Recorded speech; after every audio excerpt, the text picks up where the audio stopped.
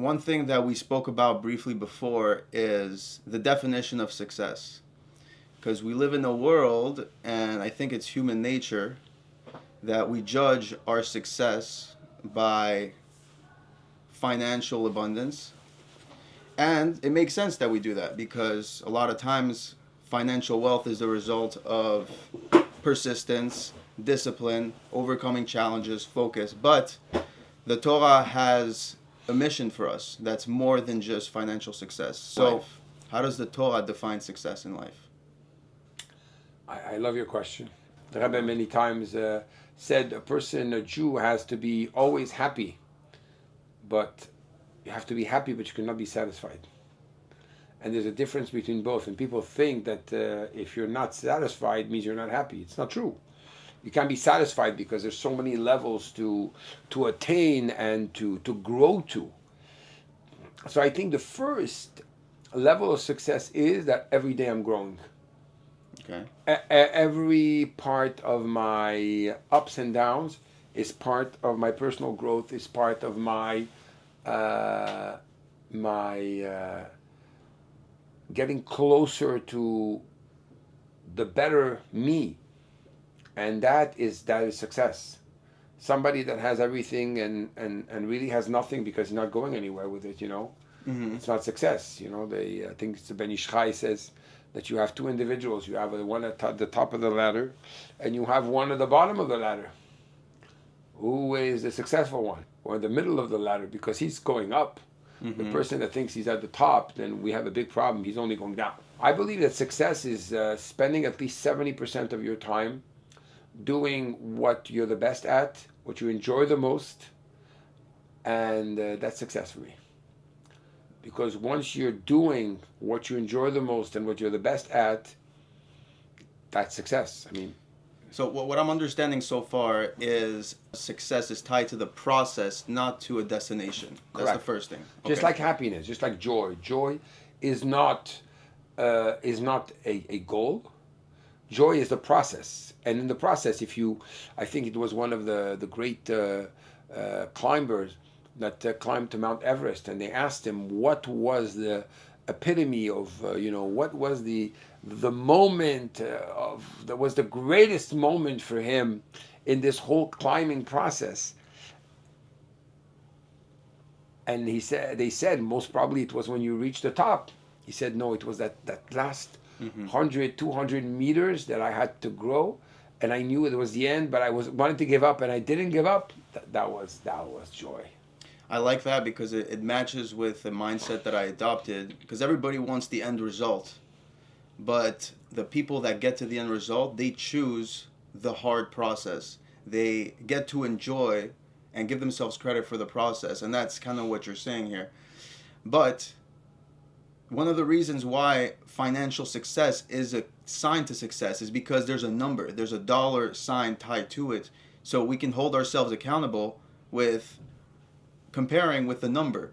But with the process, how do we know, am I fooling myself or am I actually progressing? But it's not because you can't measure it, you don't feel there's a progress. The Rambam Maimonides says when it comes to exercising, if you're going to exercise and not always exert yourself a little more, eventually your muscle is going to get weaker. So as long as you are doing some type of progress, if you're feeling more yourself, the ultimate progress and success, if you ask me, is when I am so good where I am. I'm so good. I feel so good. Not that I feel good, I'm doing it for the feeling, but it feels right. Everything is flowing together. I remember one day one of my teachers, I asked him, what should I study? Sometimes I study something and it's going to take me a longer time because I like to go in depth in things. I like to think it over. I like to repeat it. I like to pray with it, to sleep with it, to wake up with it. I like to go into a subject of Torah, for example, and really internalize it. And he said to me, it's not about covering so much ground. It's about what you know well. What you've integrated has become a part of you. I think that once something becomes a part of you, certain rituals, certain habits become a part of you, then you're on your path to success. When you are continuing, you are going towards that goal, and every day by increments you continue to say no to this and yes to this, and sometimes you do say yes when you're supposed to say no, and sometimes you say no when you're supposed to say yes, but the majority of times it gets better. You went from 10% doing the wrong thing to 11% doing the right thing, and so on and so forth, you know. You are somewhere. It's beautiful. It's amazing, you know. And that's why Maimonides in the Laws of Teshuvah says, what is Teshuvah? Teshuvah, return, is Eini oto ha'isha asauta mamasim. I'm not the same person that did this and this actions. I'm a different person. You become different. Now you understand that you have a bunch of individuals that think, oh, my mazal is blocked. My luck is blocked. You know what? First of all, we don't believe in these things.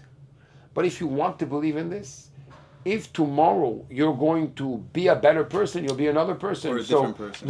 You're a different person, exactly. And the mazal doesn't match anymore. Exactly. So far, what we've established is that the world determines success only by the outcome, especially in this comparative and social media society and culture that we've built, where we give people credit only for their outcome, when in reality, what we should be looking at is success as being on the path, being on the process of growth. I just want to mention something. You mentioned social media. Do you know what social media is? Don't imagine you have a younger sibling. Everybody played peekaboo with a younger sibling. You can't see me. Peekaboo. What is the child saying? You can't see me. What, of course I can see you. What are you talking about? You don't understand. I don't see that you see me, so I don't exist. You can't see me. I don't see that you're looking at me. Ah, now you can see me. What do you mean you can see me? I see that you see me, so I exist. Wow. Do you understand? Wow. It's like a childish game of how much I need support from outside. To feel like I am something. To feel like I am. The Kotzker Rebbe said, if I am I because you are you, and you are you because I am I, then I am not I and you are not you. But if I am I because I am I and you are you because you are you, then I am I and you are you. Which means if my whole concept of being depends on what you're going to think and what you're going to say, I'm not myself. I'm constantly changing. A chameleon. Exactly. I'm the chameleon that's trying to fit everybody's bill. That's why people don't get married, by the way. Oh, do you keep Shabbat? Why, you keep Shabbat? He says, yes, I do. Well, so do I. Do you do this? Oh, so do I, you know. Next thing you know, you go to another girl and to another whatever, and you change for each person, so you're never yourself. Which means it's like, to put it in the words of if you talk about wealth, success, we have to look at a ma'amar, a Hasidic discourse, said in the year 5769, called Tfilah LeMoshe. Over there, it explains the whole concept of wealth. And it mentions from the Rebbe Rashab,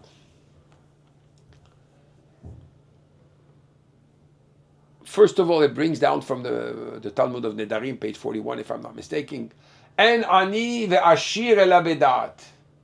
What determines wealth and poverty? Your state of da'at. Some will translate it wrongly as knowledge. We're going to explain what that means in a second. But the Rebbe goes and brings there another ma'amar of the Rebbe Rashab, Tafresh Samech, where he says, Ani Ashir.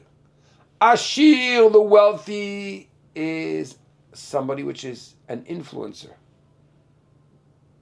Ani is somebody which is a receiver. One is a giver, the other one's a receiver. Wealth is not determined by what you have in your bank account.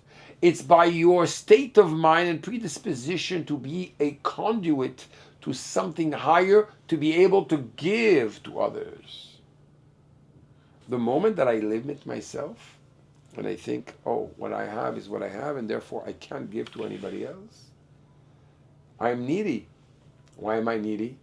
Because I need to show the world that I have a certain wealth, and if I'm going to depart from my wealth, well, I'm not me anymore. I'm not me anymore. I'm not going to be at the level we are. Mm-hmm. I am. So you understand that the whole social media platform is a needy platform. Mm-hmm. I'm needy of your attention. I'm needy of your LOL. I'm needy of your thumbs up. So what does that say about me? That takes us to an elevated state of mind. It's another when we're state looking of to mind. add value. Do you understand? If I'm on social media platform trying to receive, I'm in a big problem. If I'm trying to give, then it's another thing. Then I don't have to check how many people and how many and how. At the end of the day, I gave. I made my effort to give. I want to give to a maximum of people. Do you understand? Yes, yes. And I was trying to get to the core of what you're saying, and I've heard this many times. We know if you're struggling with finances, give tzedakah.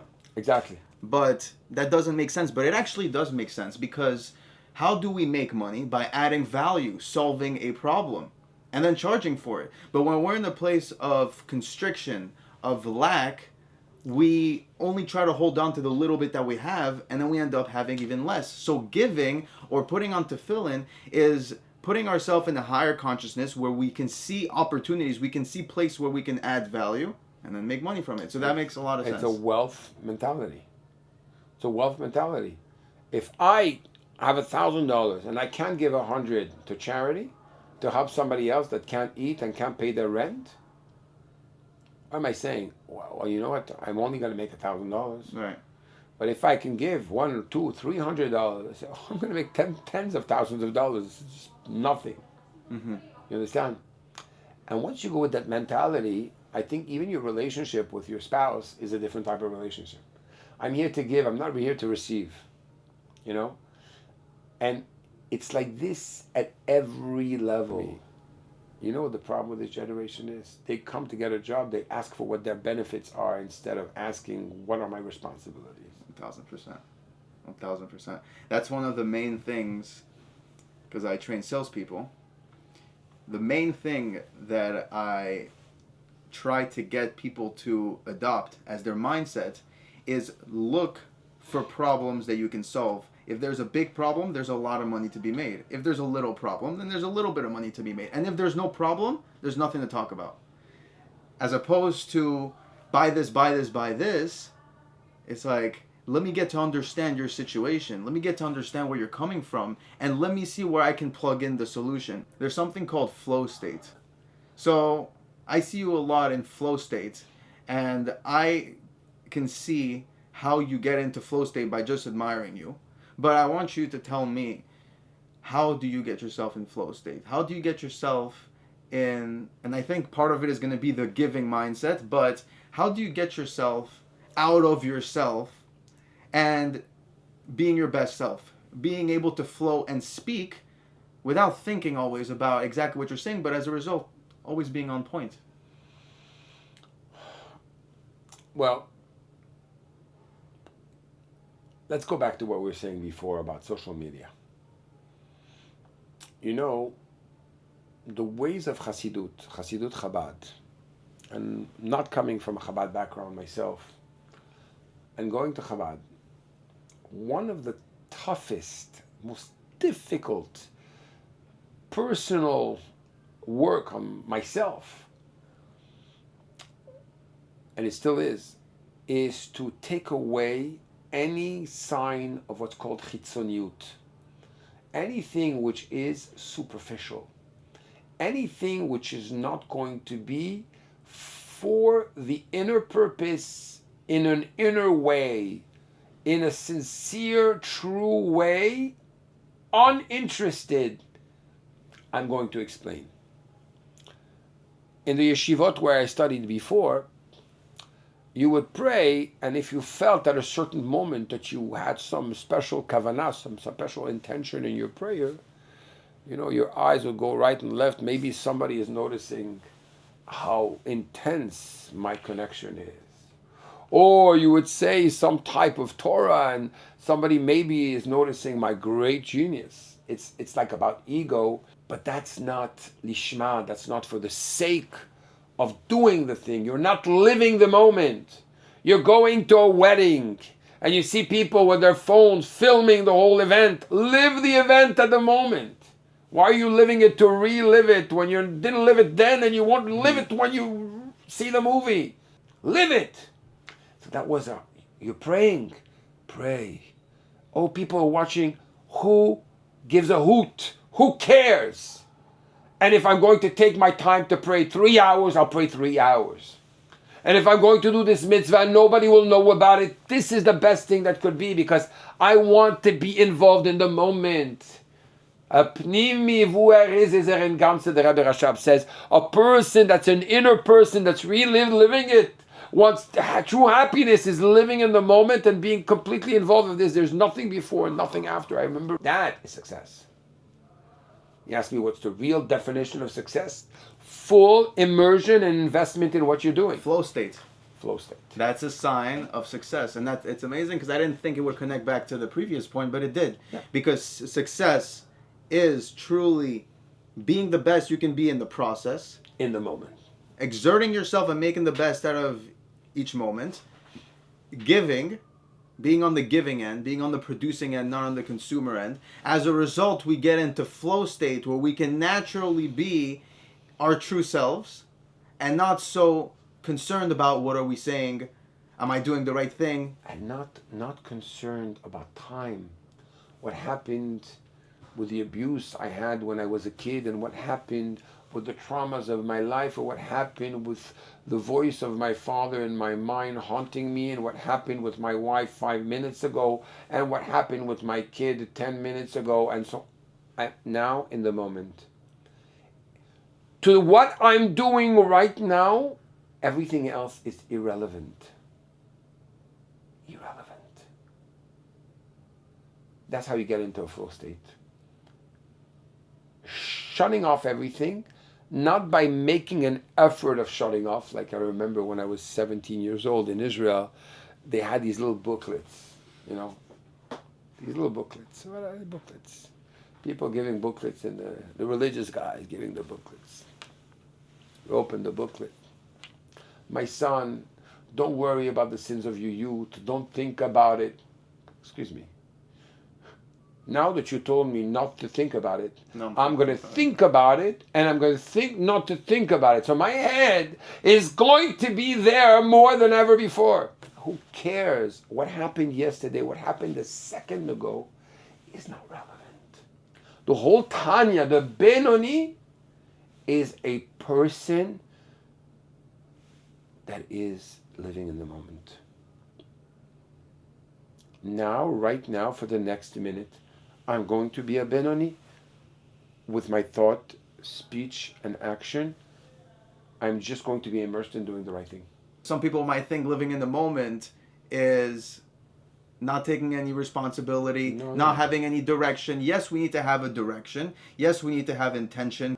But at the same time, we can't be so tied to the outcome, which I think comes next. Bitachon. Just want to add something to living in the moment. Okay. They say that King Solomon had a ring. On his ring, he had 3 letters. Gimel, Zayin, Yud. What does Gimel, Zayin, Yud stand for? Gam, Ze, Yavor. This too will pass. What does that mean? Of course, when a person is going through tough times, so Gam, Ze, Yavor, you would look at his ring. But that wasn't the case. Only the wisdom of King Solomon. When things were super good, you would look at his ring. Especially. This too will pass. I'm not emotionally bound, attached, imprisoned in a situation that this external situation is going to determine my internal happiness. You understand? My internal happiness depends on me and me only. It's my connection to Hashem. So you said about bitachon. What is bitachon? What exactly is trust? What is bitachon? So there is a book. There's a book. The white one? Shara Bitachon. Yeah. Shara Bitachon, but there's another book, which is the Biurei Zohar of the Tzemach Tzedek. The Tzemach Tzedek. Tzemach Tzedek explains the word bitachon comes from the word tiach, like cemented.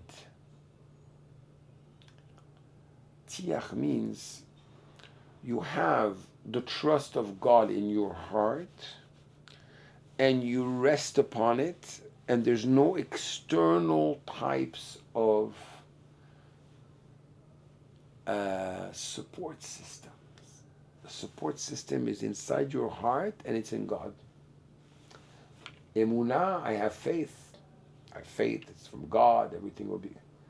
Bitachon is I trust that God will do what I want. Okay. You understand? Yes. What I want, which means it's true that it's possible that God is going to give me something, an outcome, and it will be good, but I won't understand the good, because who are we to understand God's good? Bitachon is that I rely completely on God to do what I believe is going to be good in a way that's revealed to me that I'll understand it's good. In the moment, or once I get there looking back, I will understand why The whole it's good. time I'm holding on to God in a way that I know it's going to be the best, and the outcome is going to be the way I understand it's good. I'm going to give you two things. Okay, 1 second, because we gotta differentiate because Between between faith- 1 second. No, Careful when bitachon, you bang on the bitachon, meaning I have trust and reliance that the outcome is the best for me, even if it's that's different. faith. That's faith. Oh, that's faith. Faith. Okay, so you're saying bitachon is I trust and rely that the It's outcome. a novel way of understanding bitachon. It's a much higher level. Faith means that, hey, you just got hit right now. I'm sorry I didn't do it stronger. You just got, should I try? You just got hit right now, right? I have faith that this comes from God and it's the best thing that could happen for me. Okay. Something good will come out of it. Then, bitachon is, Hashem, I trust that you're going to do something that even in my eyes is going to be something that's good. It will not be hidden goodness. It's going to be revealed good. That's bitachon. Which means right now, I'm going to give you an example. I need right now $2 million to finish my projects. I have to make a wire transfer of $484,000 to my contractor to be able to continue the mikveh and continue this project and that project and so on and so forth.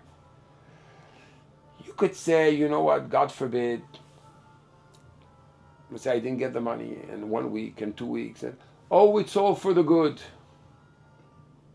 I have faith that Hashem will do the right thing, will do whatever bitachon is. Hashem, the way I understand the right thing, in my little mind, is that I'm going to get the money in full and I'll be able to pay everybody on time. If you have that type of bitachon, Hashem will grant it to you. Listen to what the Ikarim says and listen to what the Baal Shem Tov say. Teaches like this, that if a person is not worthy to be blessed by God and to have what he wants, but he has bitachon, he has full trust in God, God will give it to him. And if God wants to punish somebody, he takes away the capacity to trust and rely on God. And celebrating now for the forward is bitachon, trust. Faith is the second part, and the aftermath. In hindsight, is 2020. That's faith. I'm going to give you an example. It's a very unique perspective. That's why I'm digging. It is. If you look at chapter 26 in Tanya, by the way, if you really want to change your emotional state to a higher state, learn the chapters 26 to 34 in Tanya, and your whole life will change. Your whole emotional state is going to change. Your whole vision of things will change. It's going to be unbelievable. Over there in chapter 26, it says,